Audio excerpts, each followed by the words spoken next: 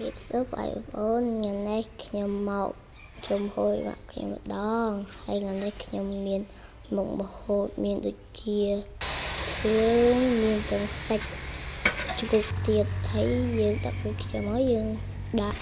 ចូលនេះហើយបន្ទាប់មកយើងមកដកឆៃថាវបាទលើឆៃថាវតើខ្ញុំបានដាំហើយវែងគឺពេលវែងឆៃថាវទៀតណាបងប្អូនអើយបងប្អូនមិនចៃថាប្រពន្ធណានៃប្រពន្ធគាត់ឲ្យយើងហ្នឹងដូចឆេថាវហ្នឹងដូចក្រាត់មិនទេឆេថាវដូចក្រាត់បេះបិទប៉ុន្តែស្លឹកវាខុសគ្នាណាបើវាខុសគ្នាដែរមើលឆេថាវល្អតែខ្ញុំដាំហើយឥឡូវដឹងដកបានផ្លែទេចាំមើលវីដេអូឲ្យចប់សិនទៅបងប្អូនហើយអាម្ហូបនេះដូចគេ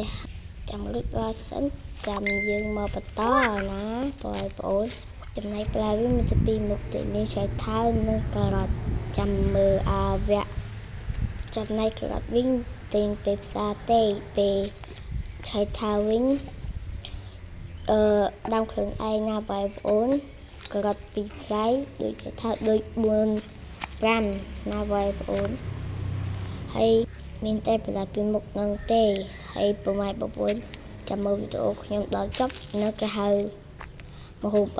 ខ្ញុំសួរថាអាបន្លែពីមុខនឹងគេយកធ្វើអីបងប្អូនចាំមើលរហូតដល់ចប់ទៅមិនដឹងមិនដំបូងយើងចិត្តសបកឆៃថាវហើយដកហើយបន្ទាប់មកទៀតយើងមកបោចបេះស្លឹកខ្ទឹមនិងបោចស្លឹកអីទេជីវ៉ាន់ស៊ុយមានជីវ៉ាន់ស៊ុយនិងស្លឹកខ្ទឹមគឺផ្លែដែលខ្ញុំបានដាំបាទគឺតាខ្ញុំអ្នកដាំទេហើយខ្ញុំអ្នកបេះហើយលើម្ហូបឆ្អិនហើយបងប្អូនហើយដល់វគ្គខ្ញុំភ្លក់ហើយបងប្អូនអើយមានតូស៊ីអ៊ីវដាក់មួយប្រទេសទៀតហើយម៉ាក់ខ្ញុំវិញហៅថាម្ហូបស្ងោរជើងជក់